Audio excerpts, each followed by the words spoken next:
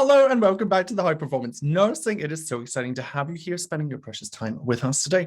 Today we have some amazing guests who are very shy. We have got Beth from Hello. Autonomic Nursing. Say hi, Beth. Hello, everybody. And we've also got Rory from Aussie Nurse Educator. Hey guys. Oh, what a laugh. We are here and we're here to talk to you today about all things nursing and just sharing our experiences based on our career. So we thought we'd have a bit of fun and kick off. So I'm going to kick off and ask Beth, because she looks super worried, because we've never done this before. Beth, why did you choose nursing as a career? Okay, well, for my growing up, my parents were both nurses. Mum was the NUM, whatever they called it, charge nurse at the time, of a ward, and Dad came as a student nurse, and they met. And then I always I said, I'm not going to do nursing, I'm not going to do nursing. But my whole life, everyone was a nurse around me, all my family, friends are all nursing. I said, I'm not going to do it. Because number one, I hate gore. I don't do wounds, cuts, blood, fluids. No, I hate it all. So I didn't want to do nursing. And then I went to India and I visited like a Mother Teresa. Oh, what's her charity? Can't think of what she does. I can picture it. Yeah. It really had a profound moment. Really? Anyway, and then I visited that house. I thought, okay, I can do it. I'm going to do it. And I came back to Australia, moved to Sydney from Melbourne, marvelous Melbourne, and started nursing. And here I am 14 years later. Amazing. So you think you took on the Mother Teresa vibes, Mother Teresa, and you just brought them to nursing. I love that so much. I can see a lot of similarities between us. Yeah. And I have had at least 2 different people tell me that I'm a modern day Florence Wow. Nightingale. So yes. Have you got that on your CV? Yep. Good. Yeah. That's amazing. We've taught you well. I'm curious, do you think that because your parents were nurses that you were more inclined to become a nurse? Because a lot of people have that kind of caring familial line and that influences the decision making. Would you still, looking back, choose to be a nurse based on your experiences so far? Well, I like to think yes, because of what I know so much now from all of my experiences of you can take it and go anywhere. But I wonder if so many people go into nursing because their parents are nursing because that's what they're sort of conditioned, like that's work is nursing and you just sort of copy and go with what you already know. And you don't try, it seems like a safe option. You don't go with anything you don't know because, mum or dad or both, whatever, have done it. And it seems like a safe and clear option, so people just go with it. Now, I didn't go in thinking it was easy because mum and dad constantly talked about how hard it was. Yeah. Particularly dad, it'd be interesting to hear about you two, is saying he just found it very hard being a male.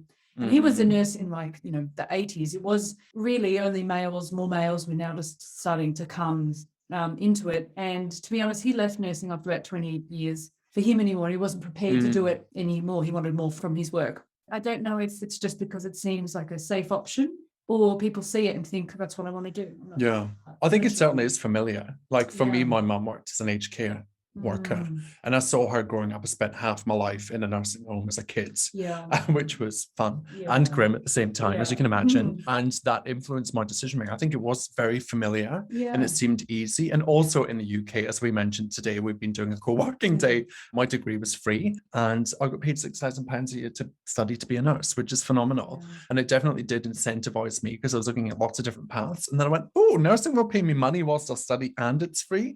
Bearing in mind that every other degree was also free in Scotland at the time. I know, it's amazing. So I do feel like, interestingly for me, looking back, I had so many things that I wanted to do. I wouldn't change it now, but I'm like, damn it, I used my free degree on nursing. I'm like, there were so many other things that I wanted to do. And I think that I took that route because of my family connection to looking after other people. My gran also set up like a nursing agency in Spain. She moved from the UK to Spain and she runs like nursing aged care home services. So we would go there on holiday and I'd see her living in this beautiful country with the sunshine from dreary Scotland. And I'd be like, oh my God, this is amazing. This could be possible for me. And I'm yet to set up that aged care home service in Spain, but maybe in the future. What about you, Rory? Why did you choose to become a nurse? So I am completely opposite. Some of my family work in health, let alone in nursing. A lot of my family actually say to me all the time, I don't know how you are a nurse, because my mum, for instance, you show her a bit of a pull a bit of skin on your finger when you bite your nail or something like that, and she almost vomits or, passes out. She'll have a vaccine or any type of needle really, and she'll pass out. So yeah, I literally, I was working at the beach as a lifeguard, and I wanted to, this is straight out of school, and I basically wanted to be a doctor or a paramedic. And it was actually a bit of advice given to me from some of the intensive care paramedics I worked with. A lot of them were not completely satisfied with their career and how they've been looked after. And they said the safer option that's foundationally good to teach you if you like being in health is nursing. And I thought that was very interesting advice. And I went and literally turned down a $20,000 scholarship that I had for teaching, and I paid $20,000 to do nursing here in Australia. So I basically did it as a stepping stone to get to something else. However, not that I loved first year and everything, learning about Beth, Florence. Basically, there's a lot of things throughout the degree that, weren't ideal for me in the foundational way, but that was also the way the degree was taught. I found through my teaching experience, there's probably a lot of other ways to present the degree instead of forcing different things down your throat from different angles, but that's another story. So I got through to second year and I started doing all the things that, that I was sort of interested in. So getting right into the clinical sciences, got into, I had some good placements. I was a lucky student that had some local good placements. And I also had some mentors that worked at the uni that I knew through my family that were in nursing. So I had some good experiences that led me through to my grad. But I think what's quite interesting about the transition through was, it did grow. The story grew as I went. And what I wanted to do and what I set out to do changed at every point. If I was asked in first year, I was a beach lifeguard. I was going to become an ED nurse. I didn't become an ED nurse. Like, I do work in ED now, but I don't say I'm an ED nurse. I'm definitely an anesthetic specialist. But that story of becoming an anesthetic nurse is such an interesting story within itself. And it's all about, aligning with your values and being intentional with your thinking and stuff. And that was through a set of experiences, which I was very thankful for, that happened, between second and third year and then into my grad year. So, nursing for me was definitely not what I would have said to you when I was 16 I was going to do, but at 18 there I was signing up for it.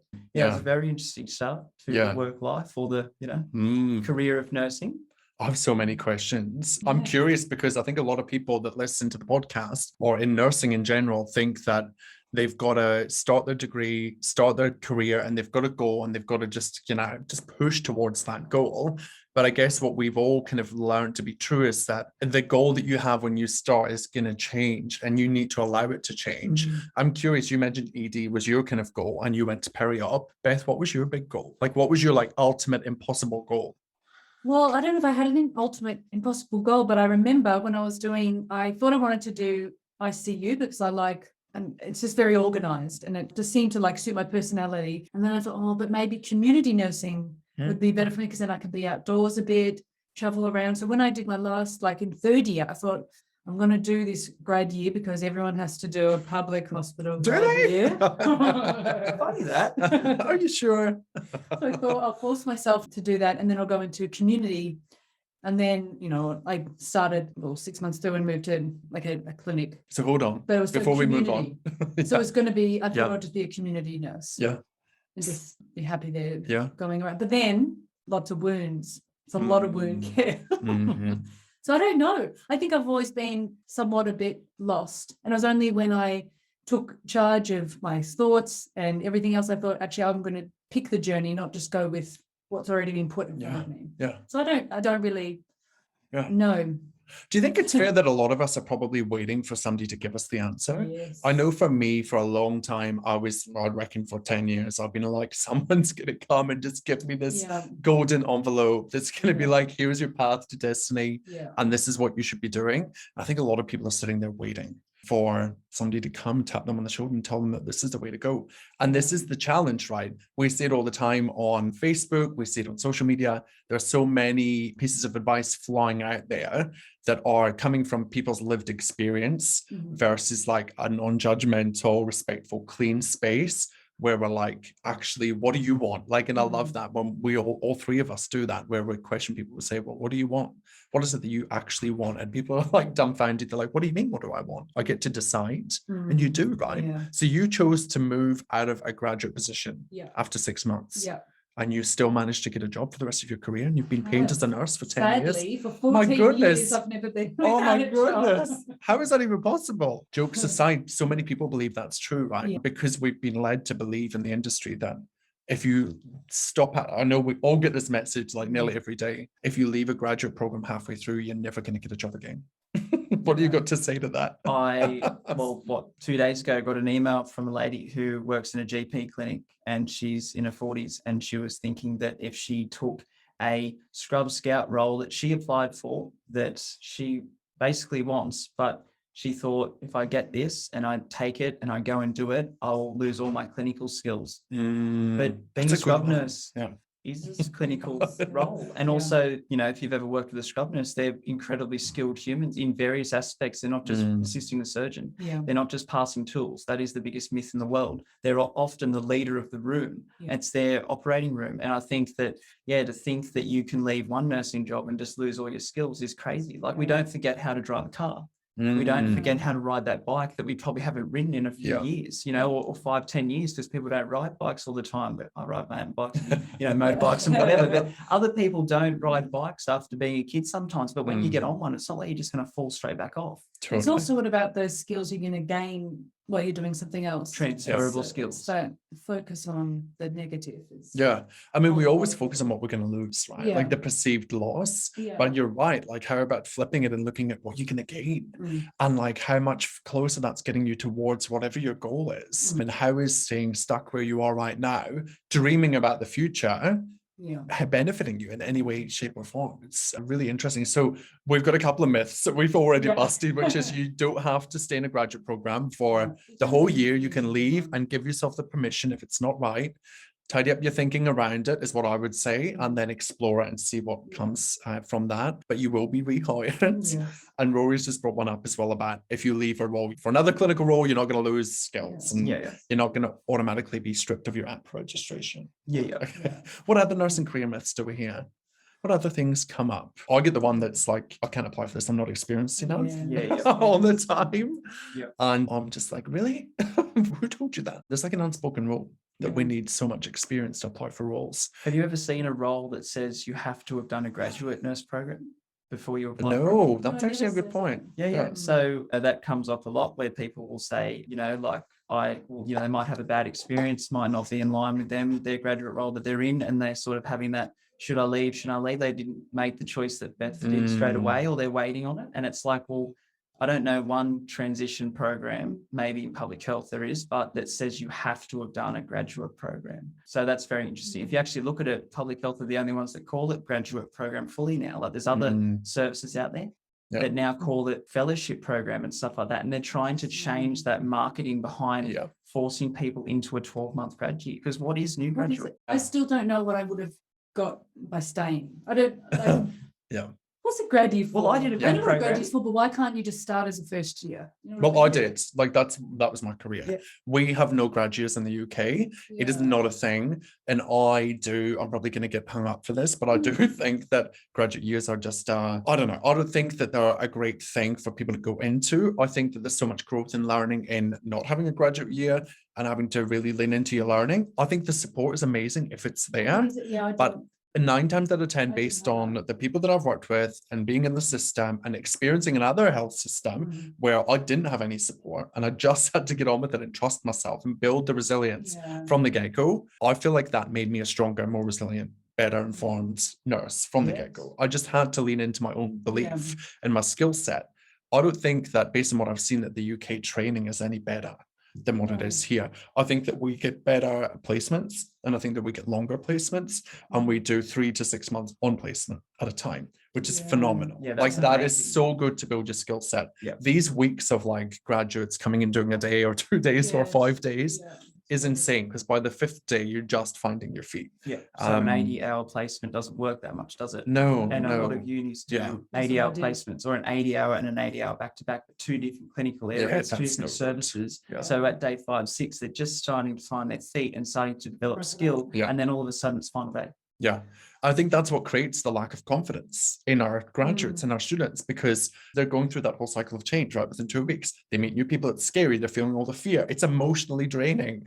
Then they go all in and they're trying to impress for the next 2 weeks. And then it wraps up and they get some half-assed feedback or no feedback, or they get a different mentor every day, and then they finish up. So if you're listening to this and you're somebody that struggles on placement, know that it's not because there's something wrong with you. There's something wrong with the system and how it spits you out and what placements it gives you. Yeah. And I also do a lot of work in trying to motivate preceptor staff and nurses to work with students. Do you think that Part of your code? they're probably, well, not only that, do you think they're that motivated to help a student that's only there for 80 hours who might spend literally 8 days, 8 shifts out of 10 settling in? Yeah. No, but if they're there for a month, 5 weeks, I find anyway, the third years and that spend 4 to 6 weeks at a hospital or wherever they're doing placement, the staff see that change. They see that interest shift, and they find that they've got a lot more direction and they're a lot more independent and able to lead their journey, because they've been able to settle into the environment, understand how the shift works, but also how the department works, how the flow of the patient care works, and then get to know a few of the, maybe the medical teams or the, other people involved in the services around the area that they're in. So I think there's a lot of value in longer placements for students. It is hard because they don't get paid, but that's, I think, when you sign up to nursing too, you know all of these things. Especially here in Australia, it's pretty obvious. There's a lot of space between cities. You might travel, you might have to spend money, you don't get paid for placement. We all know that before we start. We don't get asked to get sent to Broken Hill, but if you do, it happens. Yeah, for sure. Didn't land a graduate program this year? I know that it can be overwhelming and feel like you've wasted your time and effort up until this point. All of those hours, and you're thinking, where to next? Have no fear, my friends. Our GCLP Round 2 is here. Our Graduate Career Launch program will help you land your first nursing role. It's 100% guaranteed. Get all of the comprehensive support that you need to apply, interview, and land your first nursing role. Many of you listening are thinking, but I've just got to settle for anything. I can't be fussy now. And we do not agree. Come and join us in the GCLP, and we will show you how to create your first dream role in a specialty that you want to work in. If that sounds like you, book a call with me to explore this further. Spaces are limited, and we'd love to help get you into your first nursing role. It's totally possible for you. It's super challenging from a graduate perspective for like what people go through, but you're right, there is a choice element to that. And I always do like coming back to that, and I say it sometimes on the podcast, it's like, we don't have to do anything, we choose to do it. You chose to become a nurse, we all chose to become a nurse, and now we have to manage that. And then either step up or step out. Like if you don't think that it's right for you, step out. The other thing that I think is hilarious about grad programs is that they are, just a bit of noise in the background there. Grad programs are, you get put into a job where you have no passion or interest. Like some stranger picks the trajectory of your career. I find that fascinating. I put down respiratory. Got put on oncology. I stayed there for 14 years. I was really interested in respiratory. Yeah, that's interesting. It's like, you sort of wanted somewhere and then found somewhere else because of an experience. Where like that was total opposite to me. So my AV was, I got offered a lot of different positions, but the two that I was going towards was, say, option A, public health. What is in this program for me? 3 or 4 rotations that you basically get to put preferences in, but they pretty much tell you won't get them. And then you go to these areas and you spend X amount of time there, and they basically say, there'll be an educator during the day and maybe a few CNSs, senior nurses and whatnot. And then you get your education day once every whatever. But then if you look on the other side of the fence, I was intentionally chasing a role, which, going back to the start of the podcast, the little experiences that happened in third year that shaped this decision to go this way. I asked what would be involved in my option B. And the option B was, you can do 6 months in PACU, 6 months in anesthesia, and then, pretty much you'll stay for the second year and you can choose exactly what you want to do, essentially. And I went on and did cardiothoracic anesthesia, worked close with ICU, and literally had the best 2 years of my life at the start of my career. What more could you want? So I loved those 2 years, and I think it was something that I was able to consciously choose, which was something that served me well. I didn't do nights, didn't do weekends, and it was exactly what I needed, and definitely very different to what I was looking at as, a nurse going into maybe option A, then going towards an emergency nurse transition or something like that. Totally. So good. And that's why it's so important for everybody listening, students and graduates, to ask questions during your interview process. You are interviewing them for the job as well. Like, you will have the pick of the bunch. You will get multiple offers if you've done all your work and you've put it yourself out there and you've got an amazing application and you've really sold yourself an interview. You're going to get those offers. Then you get to decide. And those questions that you ask, like, had Rory not have asked those questions, you wouldn't have had that information to make an informed decision about your path. So it's so important that you go in prepared with questions and ask them questions at that point. And with a vision of you've got to know where you want to go What to you ask the right want. questions. Yeah, So yeah. it's- So true. How do people do that, Beth? Because a lot of people think that they have a good understanding of themselves, but what nursing often unveils when we get into the workforce is that, like, oh, maybe we really didn't quite know who we are at our core, and we talk about this a lot. So how do people like start that process? Well, I think one of the most important things is before you get to, like, I talk a lot about life by design. So there's 1,000 different levels and intricacies you can get into it, but you just need to know on a basic level, what do you want your life to look like, and essentially go backwards. That's how I was able to make the decision very quickly to leave the grad, is because I thought, I don't want to do shift work even for 6 more months. Yeah. That my fundamental life values of who I wanted to spend my time with wasn't possible if I chose to stay on the ward. So I knew what I wanted my life to look like, and then I could go backwards from there. Yeah. That's why it's so important to understand your career why. Like, you know, a lot of people's why is different. You know, like, I've got a friend who's got some young kids, and her why out of leaving ICU after 10 years was because she wanted to spend more time with her family. And like, that's okay. totally fine, right?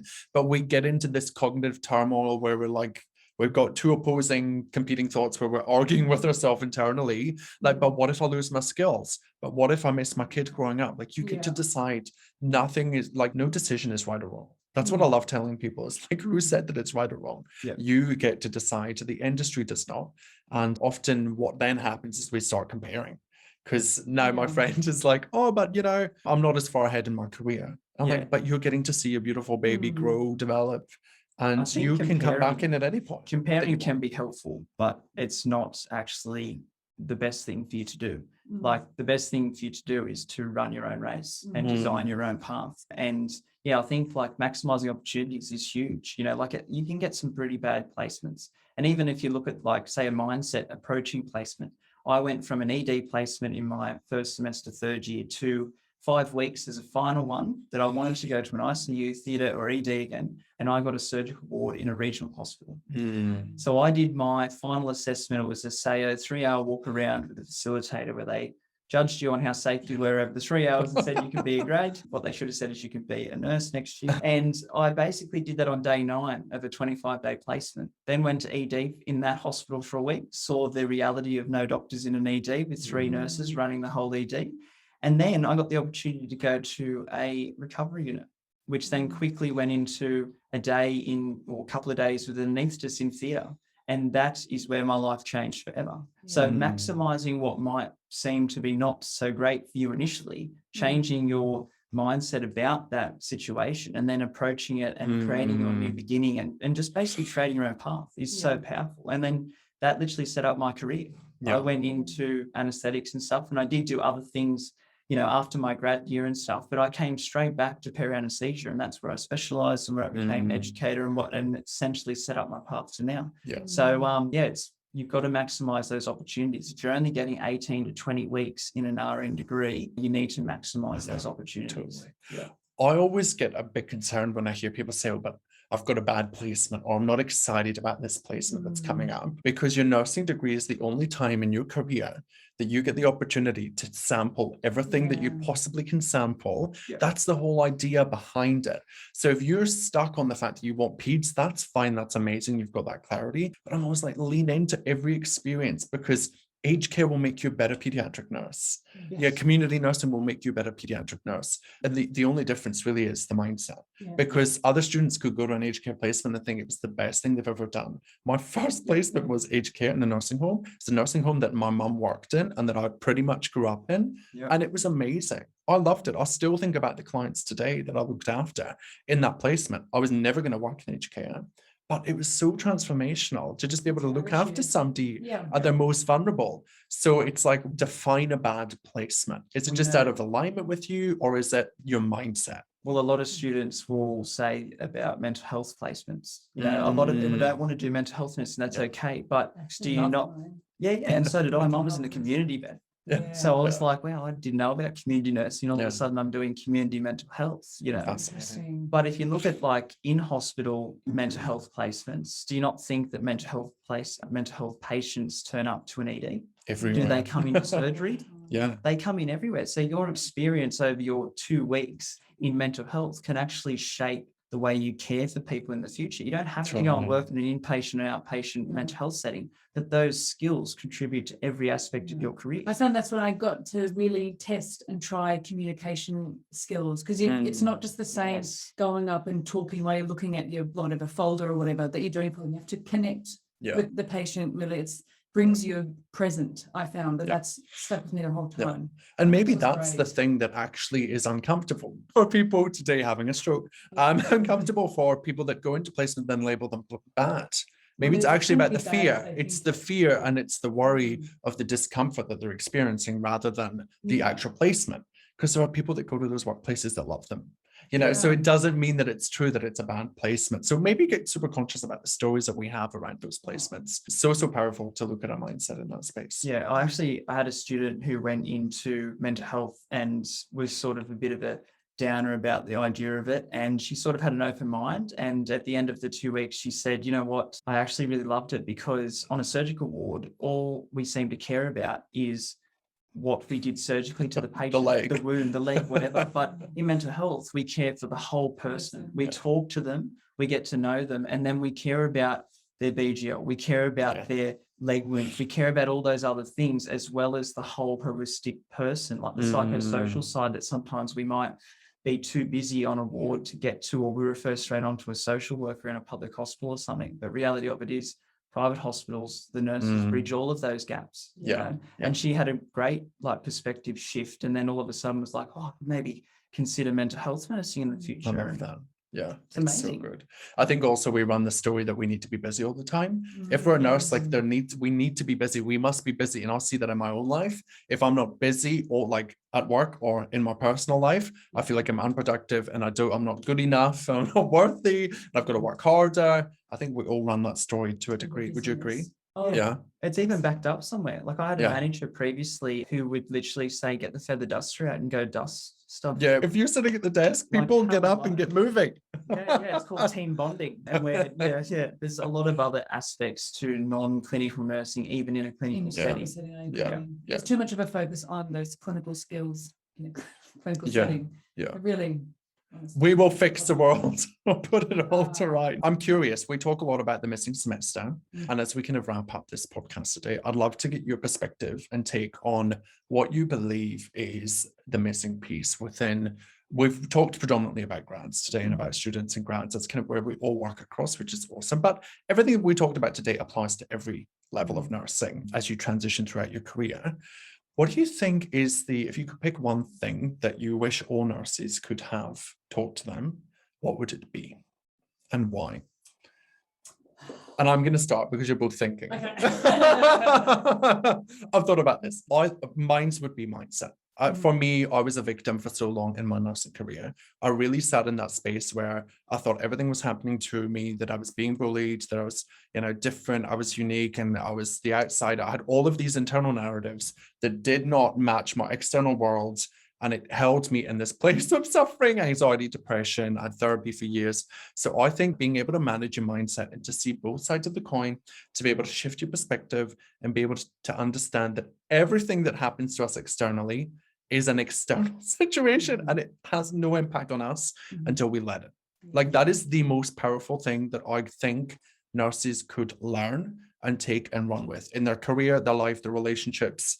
Their weight loss, their money, everything that we do in our life is impacted by the stories that we tell ourselves. Yeah. And I think that feeds into what I was going to say. And what I'm going to say now is about putting your blinkers on, but taking them off. It's good to gather information, but at the end of the day, it is your path. And if you're not doing it for you, then that's going to be a problem, so take the blinkers off and get all the information you want, listen to the stories. You can do a bit of comparing and whatever, but if you combine all the information gathering with a positive mindset and then put the blinkers back on and go down your path intentionally, that's what you want to do. There's no way you want to end up in that ED because you thought that's what you wanted to do based on what you saw on the outside, and then end up there and you realize you're doing 70% of your roster at night, and burnout is real. It gets every ED nurse, within 5 to 10 years. And, it's one of those things. You need to have a path that's for you, something that actually feeds you. There's no doubt clinically I would have loved ED, but it wouldn't have been something that I would have dealt with that well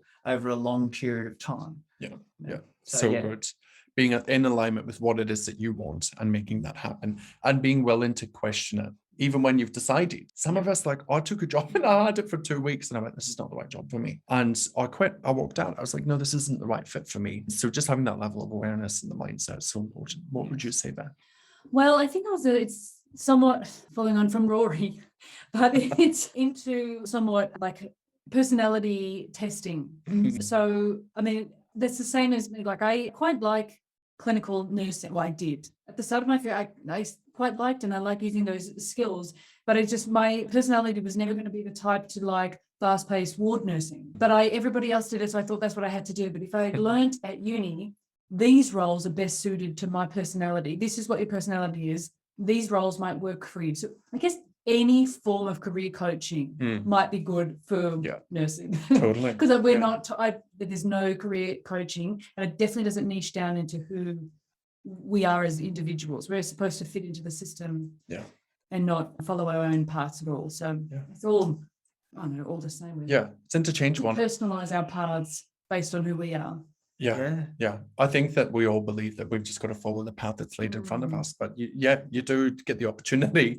It's your registration. You can do whatever the hell you want with it, and you can just run with it for sure. If you think about it, know your personality. Then you work on your mindset. It's like you're unstoppable. Well, they say, I can imagine. Isn't it? They say self-awareness is the one most valuable skill in life and career. If you know yourself, then you'll always attract the things that are really best for you. And we're not taught that. Not even at uni. No. High school, primary school, never. And I thought that I was all over that not all over it, but on a good path for that, being an athlete at the time and being into psychology and a few other things. But inevitably it took me a fair chunk of my career so far to realize that. And if I could have had that at uni or when I was leaving uni and provided by some, great skilled coaches and whatever in a nice, course package thing, that would have been fantastic. It would have been such a leg up on getting to where I am today even quicker. Yeah. I think I certainly look to the unis for all the solutions. And it's interesting actually, because they're an academic institute, right? And it's where do they draw the line? They could teach us so much, and we don't even come out with all of the clinical skills that we need, right? And there are gaps there as well. So I agree. I think it's a responsibility that could be woven into the uni or externally or even in the workforce. It definitely needs to be provided in the workforce. But as you said, academic, that's what they do. So they send you they a understand placement to get that other part. So then you might need to look outside of your university to get what we're talking about today. And that's a good lesson for your nursing career. If you are working in a place where your manager is a hot mess and they're not supporting you because they exist, or your educator, or you're just not getting the support that you need because they don't have the time, you have to find it for yourself. Don't expect that it's going to come to you. We've all tried it. It didn't work, unfortunately. And you just get yourself in this cycle. I think all of us three have done a lot of coaching, personally for ourselves and for our businesses. And that's when it's really grown, and it's what's been a huge benefit to me, is talking to someone else and getting guidance on what I should be doing and more about myself. Made a big difference. Totally. Well, I think that's why we all do what we do now, because we can see the impact that it has and that it's truly transformational for people to experience coaching, even just one coaching session, because coaching for me gives me options. Whereas I think we've all been led to believe that we have one thought or one belief and that's it. That we believe that we're underconfident because we stuffed up in that interview.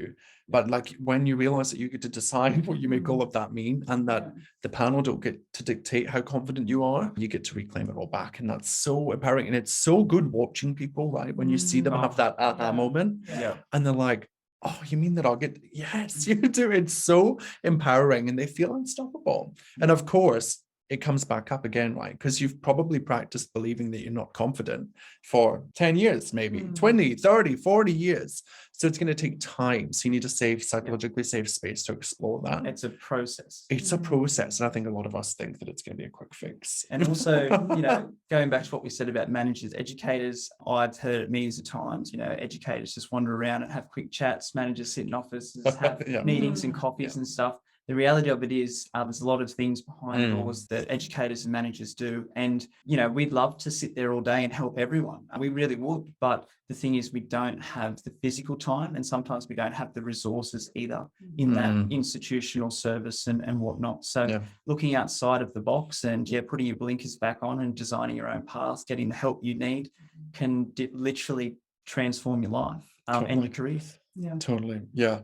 And it is kind of irrational for us to expect that one educator can service 50 to 100 to 200, up to even more people in a health service and provide them with the clarity and the guidance that they need and want. It's kind of irresponsible of us to think that that's the case. In my experience. So as we wrap up, I would love to explore last question. We've talked a lot about some of the challenges, some of the difficulties we face in the industry, some tips and tricks, busted some myths. I would love to explore what you love about the type of nursing that you do now and why that's amazing. So, Rory, do you want to start? Yeah. Well, I do a variety of different things that I just love. I was only talking about this 2 days ago. So I'm still an anaesthetic specialist, but I work predominantly in education now. And it's not even totally clinical education, even though I do that.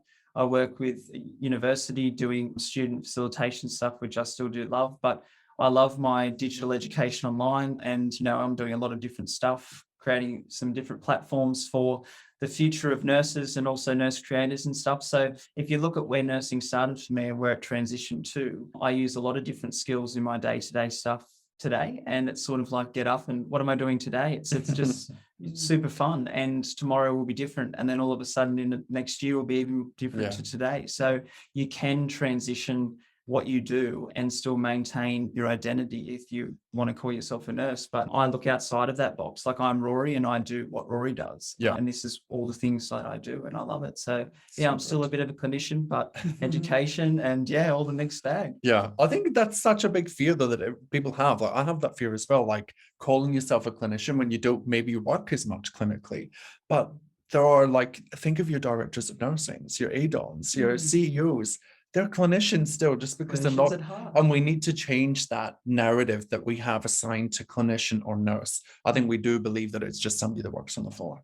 And that's very hands-on, clinically focused. And I feel like, as a nurse, I've been able to look after more people on a bigger scale in some of my non-clinical roles, like manager and educator, and have a wider influence on patient outcomes. So arguably, then, I kind of question myself, like, well, who is more of a clinician then? Because if you've got 50 staff and they're looking after 50 patients to 100 patients, the impact there is double. 100%. And you're non-clinical. So it's really interesting to see how that pans out.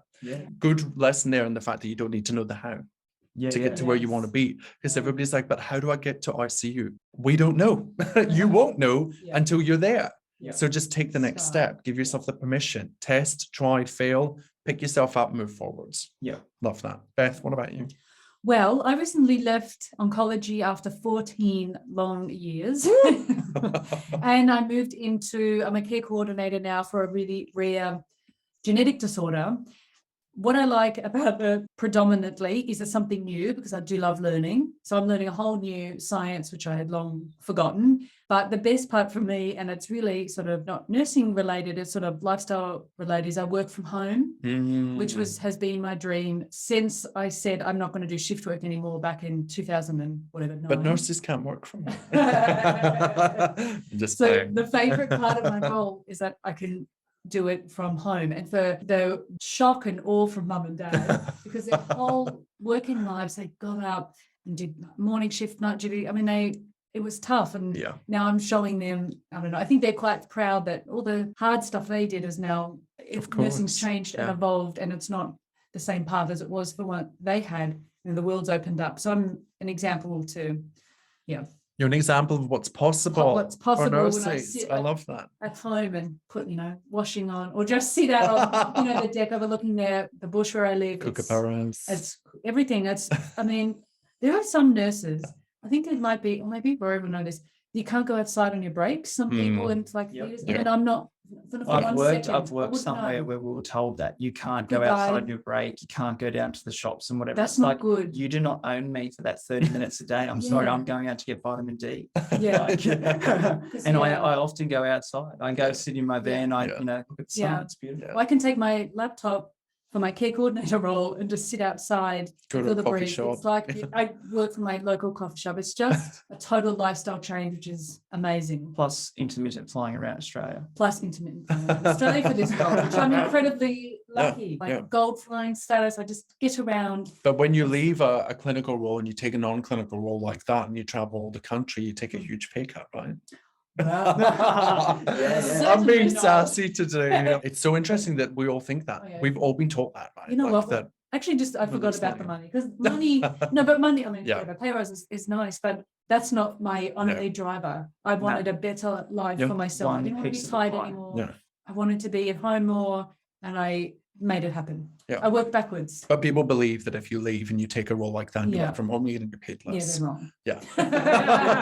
And when you do these things, you end up networking more. I look at people network in their area where they do networking all over Australia. It's amazing. Incredible. And this role, actually, if I may say so, they came to me. So that's another headhunted. It happens. Resource. They knew about my other nursing experience, and they said you would be a perfect fit for this. Can we pay you more to stay home in your pajamas? I said, okay. I have to think about it for a day or two. But, Such a hard life. But that's also not. I didn't know the how. I knew this is what I wanted, and then it came. So I didn't know how it was going to work, but I just knew that's what. But the reason that it came is because you did the work and you put it out into the world, and it came to you. Like it didn't just land on your doorstep through luck.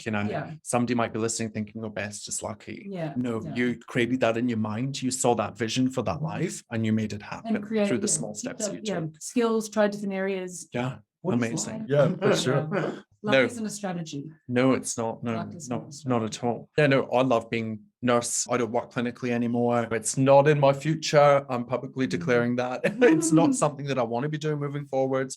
I get that question a lot through Instagram, and my response to that is that it's not where my skill set lies. My skill set lies in helping nurses empower nurses and helping them transform their careers, their lives, and mindset.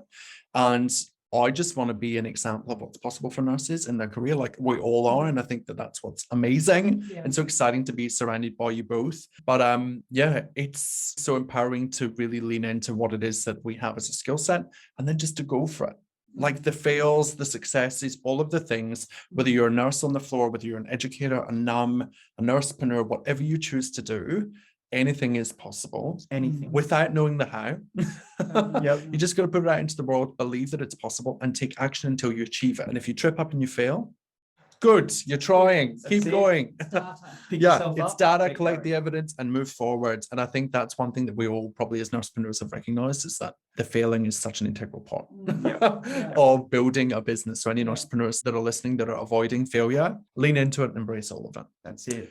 Amazing. Well, thank you so much for your time. This has been fun. Thanks so much. We'll have to do this again. Make sure that you go and check out Beth at autonomic_nurse or autonomic, At autonomic_nurse. Beth's on Instagram and everywhere else at autonomic_nurse, and Rory's at Aussie Nurse Educator across all platforms. Yep. That's great. Amazing. And you know where I am, so you can come find me. But I'd love this chat. Until next time, everybody, stay safe and stay forever curious. And we'll see you in the next episode. Thanks, guys. Bye. See ya. Thank you so much for watching the High Performance Nursing Podcast. Make sure you subscribe and hit that bell for all future video notifications. If you want to dive deeper into this work, please come and join us in the High Performance Nursing membership. All the links are in the comments below. We would love to see you there and help you thrive within your nursing life, career, and mindset. Let's do this.